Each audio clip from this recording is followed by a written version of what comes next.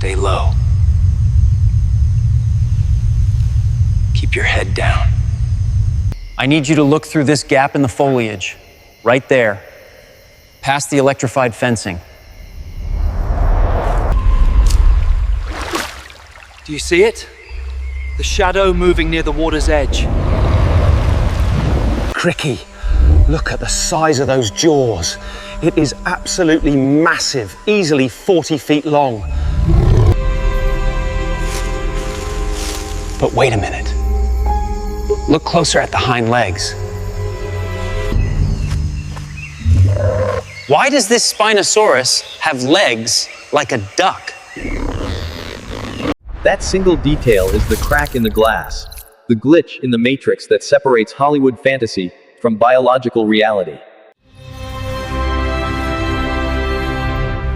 Welcome back to Prehistoric Planet 3D. I am your guide on this expedition, and today we are doing something incredibly dangerous. We are not just traveling back in time, we are infiltrating the set of the most anticipated movie event of the year, Jurassic World Rebirth. It is July 2025, and the world is once again obsessed with dinosaurs. But the creatures you are about to see on the big screen, the ones designed to sell popcorn and terrify audiences,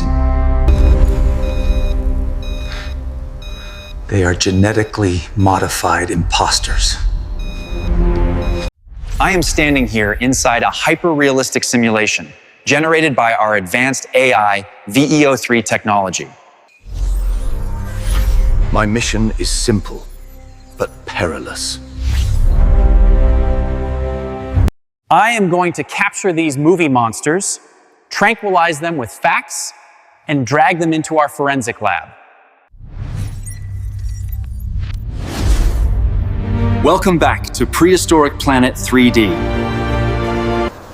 We are looking for the truth, buried under millions of dollars of special effects. Why does this matter? Because while Hollywood creates monsters to scare you, nature created animals that are far more terrifying. Far more complex. And far more worthy of your respect. In this episode, we are going to pit the cinema versions against the real prehistoric titans in a simulation we call the Mirror Match. It is going to be a bloodbath of logic and physics. So, before we breach the containment zone, make sure you are subscribed to Prehistoric Planet 3D and have that notification bell turned on. You do not want to be left behind when the containment breach happens. Secure your gear. Let's move. We are moving deeper into the dense foliage of what the movie producers call Sector 4. The humidity here is stifling, a perfect replication of the Cretaceous environment. But the creatures inhabiting this zone are a strange mix of fact and fiction. The first subject on our list is a dinosaur that has been rumored to make its grand debut in this new film, the Zuniceratops. In the script I managed to get a look at, this animal is described as a biological tank, a relentless battering ram capable of flipping a jeep. But let us see what the reality looks like. I am peering through the ferns now, and there is a small herd of them grazing in the clearing. Look at them. They are absolutely magnificent, but they are not the gargantuan monsters Hollywood wants you to believe they are. An adult Zuniceratops is only about 10 to 11 feet long, roughly the size of a modern cow. If you put the movie version next to the real animal, the cinematic beast would dwarf it. However, do not mistake size for weakness. See those brow horns above the eyes? This was a crucial evolutionary turning point. Zuniceratops was one of the very first ceratopsians to develop those iconic brow horns. In a movie, they would use those horns to impale a villain in a dramatic slow-motion sequence. But in reality, those horns were likely used for display and dominance within the herd, much like modern deer antlers. They are elegant, agile animals, not lumbering monsters. The fiction makes them scary by making them big. The science makes them fascinating by showing their evolutionary significance as the grandfather of the mighty Triceratops. Wait, did you see that? A flash of movement in the undergrowth to my left. That was fast. Incredibly fast. If my thermal scanner is correct, we just spotted a Moros Intrepidus. Now this is a dinosaur that suffers from a serious identity crisis in pop culture. The name literally means harbinger of doom, which is arguably the coolest name in paleontology. In the Jurassic World universe, they are often depicted as these tiny, almost nuisance-like creatures, anchigats. The truth is somewhere in the middle, and it is far more terrifying. This animal is a tyrannosauroid, a direct... The animal I am tracking right now is light, built for pure speed. While the movie might show it roaring and snapping like a rabid dog, it was a silent... It lived in a world where it was not the apex predator, so it evolved to be a phantom. Its legs are incredibly long in proportion to its body, designed for high-speed pursuit. If the movie gets one thing wrong, it is the texture. The creature on the screen is likely covered in scaly reptilian skin to look like a mini monster. But the real animal? It would have been covered in a coat of simple feathers or filaments. It would look more like a hawk from hell than a lizard. Hollywood hates feathers because they think it makes the dinosaur look like a giant chicken. But I can tell you, standing 20 feet away from a carnivore with razor-sharp teeth and hawk-like eyes, Hold on. Stop moving. Do you feel that?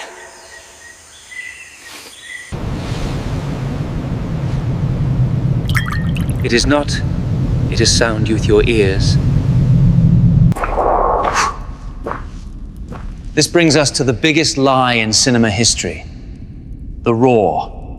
In every dinosaur movie since the 1990s, when the monster reveals itself, it opens its mouth wide and lets out a lion-like roar.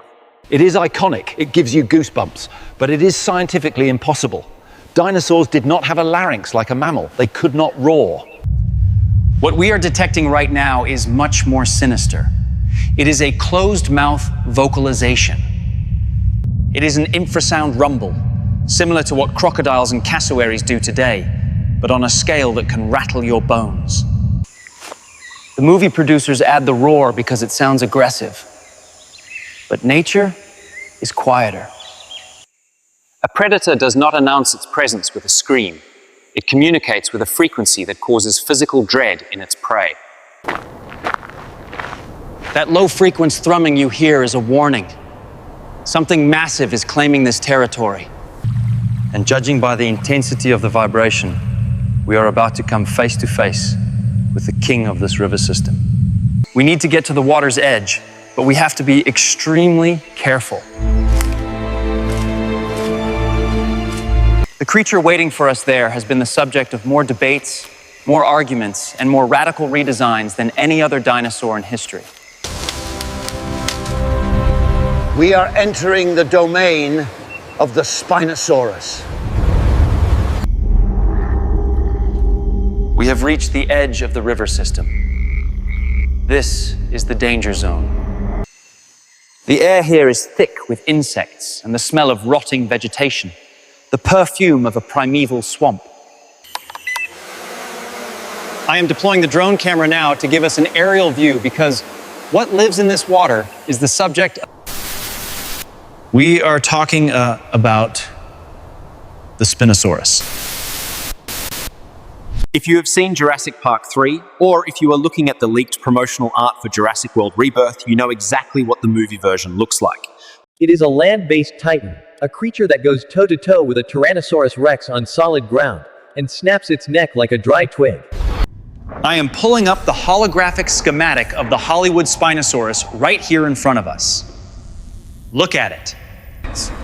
It is impressive, I will give them that. The movie designers gave it long, powerful hind legs, muscular proportions, and the agility of a velociraptor. In the cinema, this thing chases people through the jungle, crashes through steel fences, and runs at 40 or 50 miles per hour. It is effectively a dinosaur version of Godzilla with a crocodile snout. It is designed to be the ultimate terrestrial killing machine, a monster that dominates every environment it steps into. But there is a massive problem with this design. Physics. If we look at the actual fossils recovered from the Kem beds in Morocco, specifically the groundbreaking discoveries made between 2014 and... I am now overlaying the real skeletal structure onto the movie monster. Do you see the difference? It is shocking. The real Spinosaurus had incredibly short hind legs. They are almost comically small compared to the rest of its body. If the movie version tried to exist in the real world with those proportions, it would be top-heavy. It would tip over and faceplant into the mud the moment it tried to run. The center of gravity is all wrong. But do not make the mistake of thinking this makes the Spinosaurus less dangerous. In fact, the reality is far more terrifying.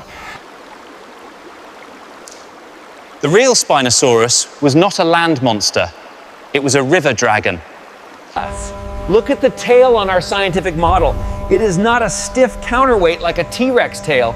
It is a flexible, vertical... And the bones? Most carnivorous dinosaurs have hollow bones to stay light. Spinosaurus has solid. This is the same adaptation we see in penguins and manatees. It evolved this way to sink, to control its buoyancy in the water. So, erase the image of the roaring monster running through the forest. Replace it with something much more sinister. Imagine you are standing right where I am, by the riverbank. The water is murky, brown, and silent. You think you are safe because you do not see a 50-foot monster crashing through the trees. But you are not safe. The real Spinosaurus is a stealth predator. It glides through the water with the grace of a crocodile. Its sensory pits on the end of its snout detecting the pressure waves of your heartbeat in the water. It does not roar, it ambushes. The movie monster is scary because it is loud and big. The real Spinosaurus is nightmare fuel because it is the thing. It is a biological submarine with a 6-foot jaw. And now, we are going to prove it.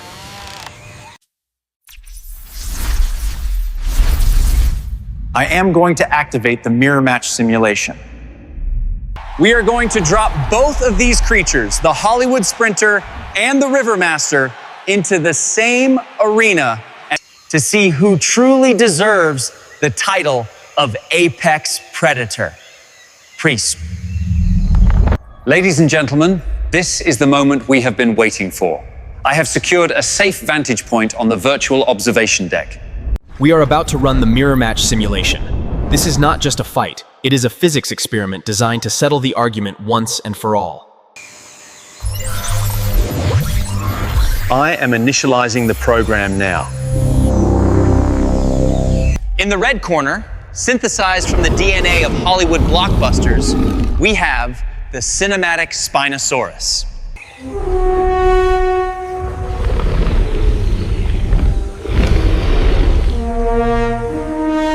Round 1. The environment is a dry, open floodplain. This is the terrain where the movies love to show these battles. Simulation start.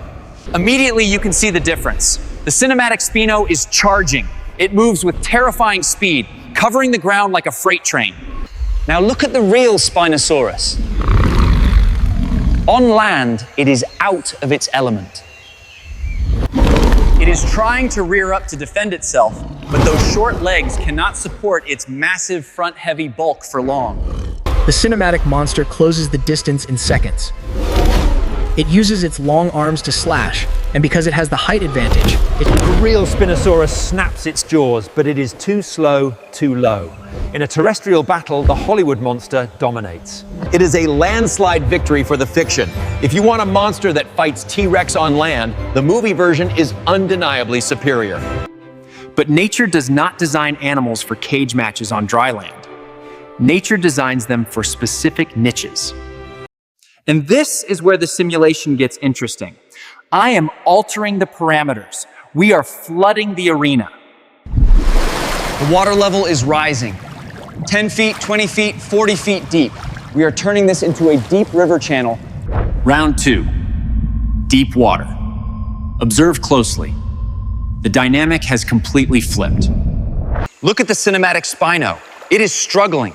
Because it was designed like a T-Rex, its bones are likely hollow and air-filled to save weight. It is too buoyant. It is bobbing on the surface like a giant cork, paddling frantically with those long running legs that are useless for propulsion in water. Now, look for the real Spinosaurus. You can't see it, can you? That is the point. It has vanished. Thanks to its dense bones, it sank immediately and effortlessly. It is now gliding near the riverbed, completely submerged. That paddle tail is undulating with incredible power, propelling it through the water like a torpedo. It is not swimming, it is flying underwater. The pressure sensors on its snout are locking onto the thrashing movement of the movie monster above. Here it comes.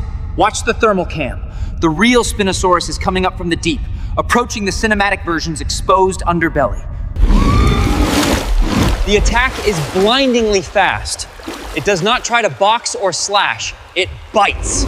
The River Master clamps those long, conical teeth designed to grip slippery prey onto the leg of the Hollywood imposter.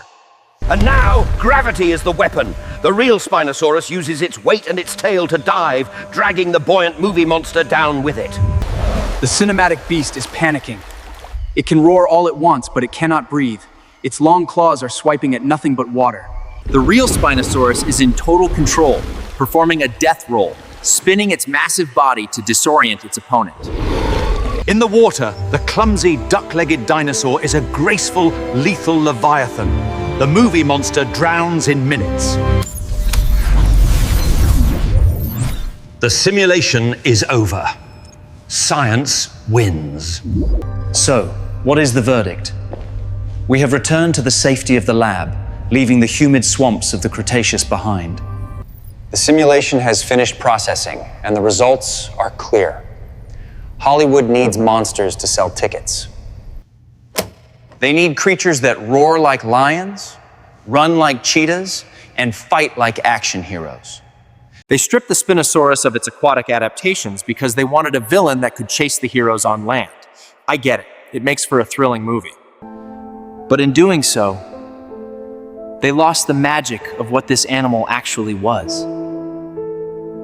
The truth is far more compelling than any fiction. The real Spinosaurus was not a failed land predator. It was a masterpiece of evolution. The only dinosaur known to have conquered the water so completely. It was a creature that dared to leave the solid ground that every other dinosaur walked on to dominate a world of darkness and depth. To me, that is infinitely cooler than just another T-Rex with a fin on its back. But now, I want to turn this over to you. We have seen the evidence, we have watched the battle. Which version do you prefer?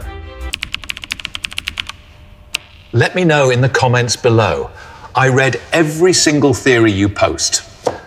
If you enjoyed this deep dive into the truth behind Jurassic World Rebirth, do not forget to hit that subscribe button and ring the bell. We are Prehistoric Planet 3D, and we are just getting started. In our next expedition, we are going to dive even deeper, past the river systems and into the open ocean, to hunt for